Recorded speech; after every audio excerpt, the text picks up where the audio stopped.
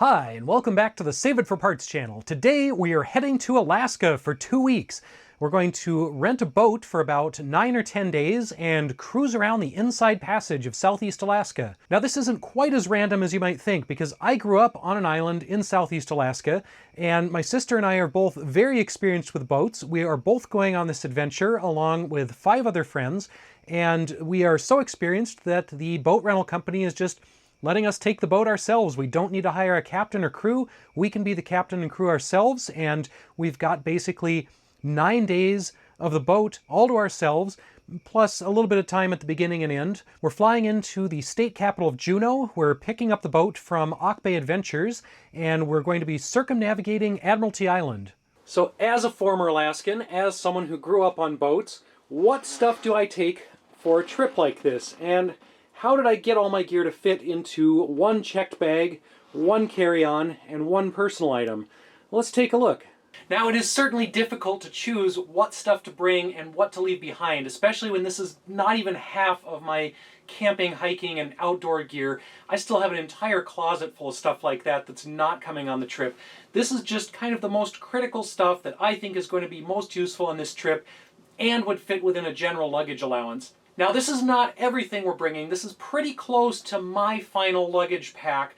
We're still about 2 weeks out from the trip as I film this, and I think I've got most of my stuff figured out. My partner Rachel is bringing some stuff as well. She's taking care of most of the first aid stuff. And then the other people in our party are also bringing some things, and we are sharing certain gear. So we have a spreadsheet going of who's providing what, which gear is individual, which gear is shared. So some of these things are kind of for everybody on the trip to use. Some of them are just for my projects or my own purposes, and there is a little bit of overlap. Now there's also gear that comes with the boat, and there's stuff we can buy when we get to Juneau. Since we're starting in a city, we don't necessarily have to fly up to Alaska with absolutely everything we need for the trip. There is a Walmart in Juneau, there's a Home Depot, there's a Costco, so we can go get other supplies that we need last minute or things that are just too bulky to fly up with. There might be 1 or 2 small changes, but this is basically all of the stuff that I'm bringing. So, starting on the left, we have clothing. I have basically 10 days worth of clothing. My Alaska rain boots, the old extra tough boots, I grew up wearing those, so I have no problem wearing those for 10 days straight. I did bring extra socks though, because not everybody likes your feet after 10 days in one of those. I have 2 sets of rain gear, not just the rubber suit of my childhood, but also some yachty yuppie stuff that I never quite trust. The yachty yuppie rain gear. I feel like it keeps you dry for about 10 minutes in Alaska, and then you're wet the rest of the time. So I might end up with the rubber suit. We'll see. Got my shower kit. The boat does have showers and indoor plumbing. I've got some binoculars for snooping on wildlife, as well as a thermal scope, also for snooping on wildlife. We've got some filming gear, my main camera, a GoPro, an older GoPro that's somewhat disposable if I want to drop that down underwater or something. I don't care as much if I lose that GoPro. Extra memory. We've got a GorillaPod. 2 hard drives for backing up video from all these cameras, and then the laptop is going to be used not just for backing up video, but also for some navigation. The boat has a navigation suite on board, but it's nice to have a backup in my own GPS system. Let's see, we've got some communications gear.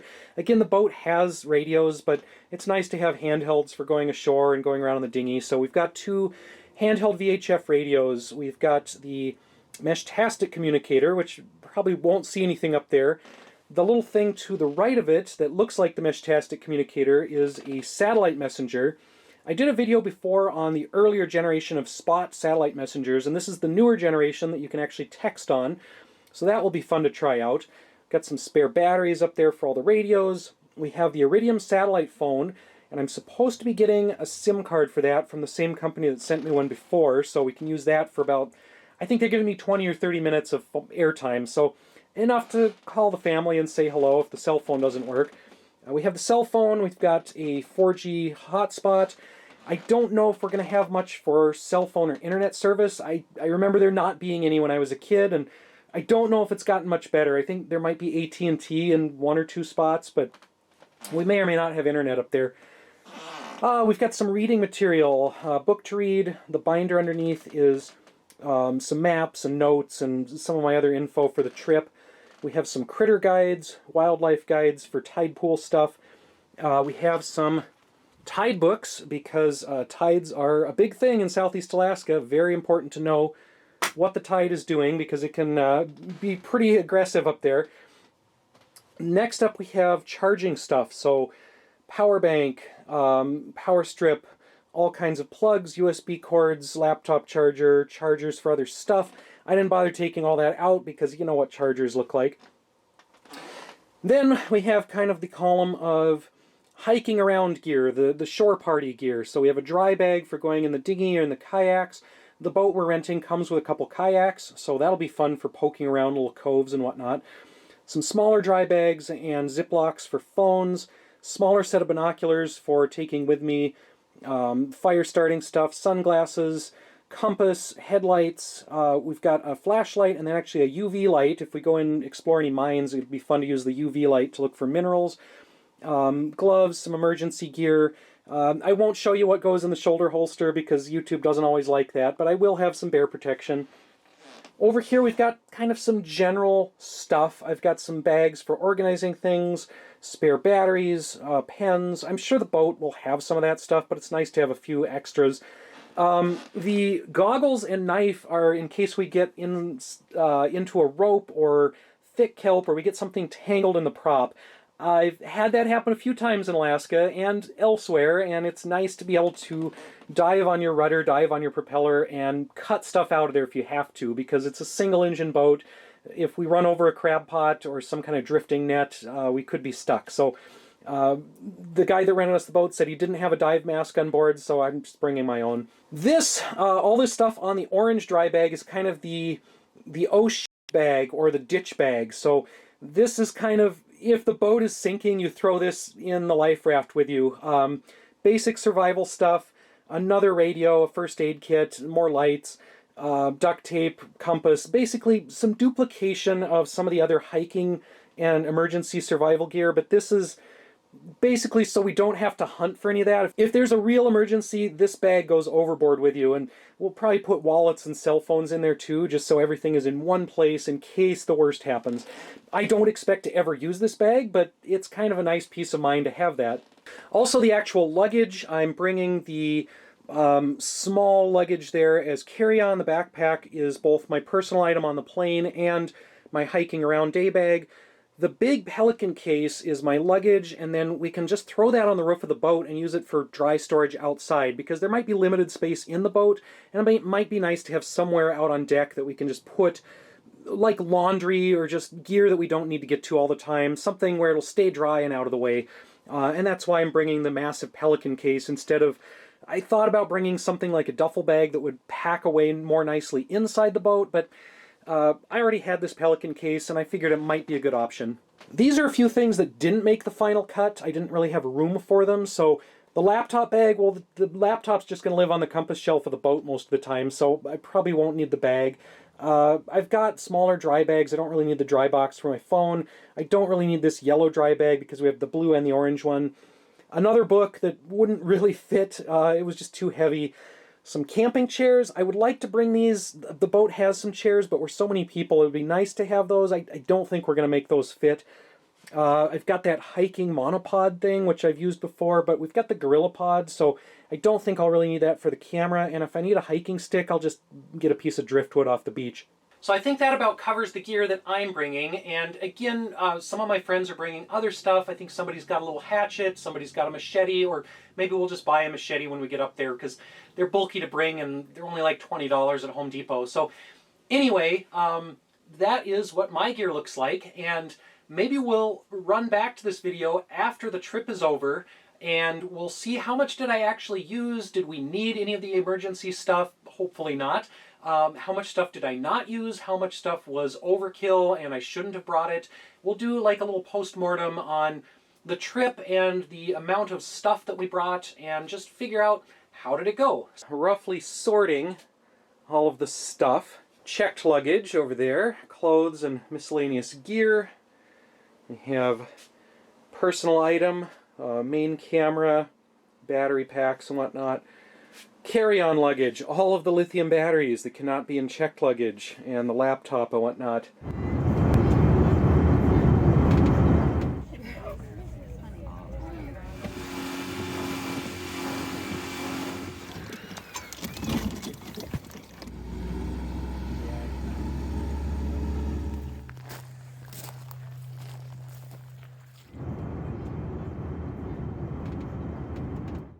All right, we are back from the Alaska trip, and I have tons and tons of video and photos to go through, so that is going to be many, many videos in the coming weeks or maybe even months. I might be able to do a dozen videos just on the Alaska trip, but let's wrap up the packing and gear video. How much of the stuff that we packed was actually useful? How much didn't get used? Did I do a good job with equipment and gear? Well, let's find out. Other than dirty laundry, which nobody really wants to see, I'm going to just start unpacking things and we'll see which things were useful and which ones weren't. And yes, the TSA did think my stuff looked sus, so they had a little calling card here. This book was great. Finished this book on the trip. Would recommend. This is some stuff we added during the trip. Purchased a ton of stickers at the Alaska Robotics Project, Alaska Robotics Gallery. So we've got hoochie stickers. These are actually from a brewery in Auk Bay, but the Alaska Robotics Gallery had all kinds of great stuff like barnacle rocks. We've got inside jokes from Southeast Alaska. I do have a slight cold after the trip, so if my voice sounds funny, I do apologize. We're getting over that slowly. The plan actually went really well. We stopped at most of the places that I had planned on. We went pretty much along the route that I had laid out, and yeah, everything went pretty great. Dry bags didn't get used as much. We didn't really have much rain on the trip, which was kind of nice. We told everyone to prepare for rain, and then it was beautifully sunny, flat, calm water. Bear protection, brought it out on the beach a few times, hiked around with the pistol, but never had to pull it out. Never really saw a bear up close. We saw some from the boat on the beach, and fortunately didn't run into anybody on the beach. Pocket multi-tool and flashlight, daily use just like they are at home. The emergency bailout dry bag, everybody put their wallets and passports and whatnot in here, and fortunately we never had to use that. The boat didn't sink, so we didn't have to have our bailout bag. Always a good peace of mind to have that though. Some more emergency gear that again never got used, but you know what, for the amount of space some of this takes up, still nice to have it. Chargers and cables, daily use. Zip ties were somewhat useful, although we didn't use that many. I probably could have left these with the boat, but power strip got used daily. The boat had just a couple 110 volt AC outlets and an inverter outlet, so it was nice to be able to plug in a couple additional chargers. Did not need the dive knife to cut things out of the propeller, so that was nice. You know, these were just kind of dead weight on the trip, but again, it's one of those things that's really nice to have peace of mind. If you do get rope in your propeller, you don't want to be stuck without basic dive gear to get it out of there. This fish knife got more use than it does here at home. I actually bought this back when I lived in Alaska before I came down here, and it's been sitting on the knife rack in the kitchen here in Minnesota, and it just never gets used because we don't catch a lot of salmon in Minnesota. But rubber bands, again, just kind of like the zip ties, needed one or two along the way. The Gorilla Pod here did get some use with the camera, not quite as much as I expected. So it was handy to have, but maybe only got used about half the time. More emergency blankets. These did get some use, or at least some of the emergency blankets got used on the trip. We had one person who was allergic to something in the staterooms on the boat, either their cleaning products or something in the materials. They ended up having to sleep on the back deck, so they basically just layered up like a big burrito in a bunch of emergency blankets and tarps and sleeping bags, and they were, as far as I know, they were comfy out there, but it was nice to have lots of extra foil blankets for that. GoPro parts, this got lowered down under some docks and underwater quite a bit. All right, I've constructed a primitive lander out of sticks and string and a GoPro. Basically just going to lower this to the bottom where it will sit with a leftover piece of old bait and hopefully show us whatever shows up to eat the bait.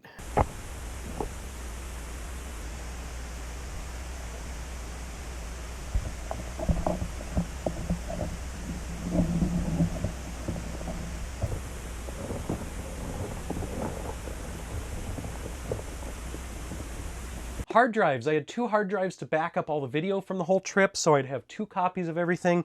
These were indispensable, so we kept one in a waterproof box, kept one kind of out and about, so I had basically separate copies in case anything terrible happened to one. Laptop, super useful for backing up files, transferring stuff. We had binoculars, got used every day. The boat came with some, but it was nice to have a pair for basically each person on the boat. Get it adjusted for each person's eyes so that you can just pick it up right away, look at something in the distance. You don't have to refocus the eyes. Power bank got used pretty much every night to top off small electronics, and then we just charge it during the day when we had the alternator running on the boat. Mesh-tastic didn't get used a lot, not a lot of mesh nodes up there. This little spot satellite messenger got used pretty often. It has a tracking mode, but it kept pausing its tracking. We don't know why. There was like something wrong with it, and I had to basically restart the tracking on a regular basis, but it was still pretty useful. We were able to text people back and forth. Donnie is in here bumping into the tripod and wanting to be involved in the unpacking. I'm sure everything smells really good for him. Flashlights, kind of useful. We have a UV flashlight for looking at minerals. That was fun. Found some glowing minerals at gypsum, at the old gypsum mine there in Iakeen Cove. Regular flashlight for mines. Handheld radios got used anytime we went to shore and a lot of times when we were out in the dinghy running around. Drone got used anytime there was a nice day with a low wind. I wasn't able to use it at one or two spots, but we got lots of drone footage, so that'll be nice for future videos. Nice catch. The Hacker F1 got a little bit of use. I did try to get some NOAA satellites with this, but it really didn't work very well, and I don't quite know why. So I didn't really have that much time to play around with it. We were doing a lot of other things too. So I'm trying another weather satellite capture, this time Meteor M23. I'm not seeing it on the Hack RF. Got the V-dipole set up on the boat here. All right, this cruise ship finally showed up on AIS. That's the Discovery Princess. Registered in Bermuda, so they don't pay any taxes on that thing. GoPro got some use. We were doing some time-lapse shots with the GoPro. Thermal camera got a little bit of use. It was fun to look at icebergs with it. We looked for some wildlife with it. We didn't really see that much, but it was nice to have the topped-on thermal camera, especially if there had been any kind of a rescue situation. It's nice to have a thermal camera to see stuff in the water, warm stuff like people or other boats. The Iridium satellite phone, we did make a couple calls on it. This wireless router that EIoT Club sent me really did come in handy. This more spare batteries didn't get used. These were kind of extra weight that we didn't necessarily need. I never ended up having to swap the batteries on the Baofeng radios. These things lasted for like 10 days. Our critter guides or sushi menus came in handy for identifying all kinds of weird beach critters. All right, are these the menus or the bingo cards? Both. If you're going to be in Southeast Alaska or the northwest coast of the US, Mac's Field Guide, pretty indispensable. Ziploc bags, these were really useful for sorting things out, storing things, just putting like rocks and stuff in. So I had a big roll of Ziplocs of various sizes, and I'm down to just one or two of them. So these little caffeinated chocolates were also handy for days when it was just too busy to make a cup of tea. I don't drink coffee myself. There was a coffee machine on the boat, but being able to just down one of these little caffeinated chocolates, it has the same amount of caffeine as a cup of coffee, that's fantastic. Last couple things. The main camcorder, used every day. The waterproof case was great, but it was a little bit bulky to bring ashore. I probably should have gone with a smaller case that just had the camera. I didn't need all the extra stuff in here. I didn't need the extra lenses. I didn't need the battery charger. So yeah, for future use, maybe I'll try to come up with a smaller case that holds just the bare essentials. I'm not sure if I showed the Insta360 in the first part of this video. This is an X5 that we actually bought. I did try to get them to sponsor me, but they never got back to me. So I just went ahead and bought one. And I would actually recommend this. This is a fun camera. Does a lot of cool things. It was really handy on the trip and it got used a lot. We did buy an underwater case for the 360 camera, and we never used it. We never even really took it out. We meant to use it, and kind of the opportunity or the planning just never quite came together, and we just never got around to using the thing. Headphones were really handy on this trip. Delta cheaped out this time and didn't hand out free headphones, so it was nice to have some. All of my matches and lighters were in carry-on because the TSA will steal your fire-making equipment if it's only in checked luggage. So you always have to remember all the batteries in carry-on, all the lighters in carry-on, all the knives in checked. You gotta jump through the right hoops. You gotta do their little security theater dance so everybody feels safer. I've had friends who went to Alaska, went straight from the jet onto a bush plane, were dropped off in the middle of nowhere to camp for 2 weeks, unpacked and realized the TSA had taken every single method of starting a fire. So yeah, that is something to really keep in mind if you're going on a trip like this. Portable binoculars, I didn't end up using these at all, so these were kind of a wasted extra. I guess it was nice to have them for walking around, to throw in the backpack for shore excursions, if we had seen some cool wildlife or birds, but yeah, we didn't really need these at all. I have to say this backpack was really nice. This is one that I got, I won this at a raffle actually at Underground, I think maybe 2023 when we were out in the Panamint Valley. And I can't find the maker's name on it. I think they donated to the raffle so they could get their products out, but they didn't put their product name on the product. So if I can figure out what company made this, I will put it in the description because it's a great backpack. My phone has gone so out of signal range that it has decided it's December 29th. This might be why the drone was freaking out the other day about me being logged out. It might have just completely lost the date and time, made me not be able to fly the drone more than 50 meters away from the boat, which was really annoying. All right, the phone is so confused. It thinks it's December 29th of 2023. So not even this year, not last year, 2 years ago, it has lost signal so hard that it's just reverted back in time by 2 years. So there we go. Gear for a approximately 2-week Alaska trip, 10 days on a boat, plus clothing. I think this all worked out pretty well. There were definitely some things that were unnecessary that we could have left out to save on weight. There were some things that weren't needed, but were definitely nice to have as peace of mind, like some of the emergency stuff. And there was some emergency stuff that we ended up using, like a lot of the foil emergency blankets. So next time we do a trip like this, I'll have a few things to change on my packing list, but I think it's going to remain very similar because a lot of this stuff is just useful all around in a lot of different situations. Now, I've only shown my luggage in this video, but Rachel actually brought quite a bit of the heavier lift first aid stuff. Fortunately, we didn't really need to use any of that. We needed a few kind of painkillers here and there. There were some fish hooks and some pokes and cuts and scrapes, but nothing really serious, which is always good on a big trip like this. That's all we've got for this video. Make sure to check out the rest of our Alaska adventures to see where we went, what we saw, all of that good stuff. Some of them will probably have come out before this one and some will be after this one because all the Alaska stuff is a little bit jumbled up and I don't know what order anything is going to be released. But you can make sure to like and subscribe so you don't miss any of the future content in this series. Thank you to everyone for watching and we'll see you next time. I feel like I may have brought too many gadgets on this trip. We've got the laptop, cameras, hard drives, satellite messengers, thermal camera.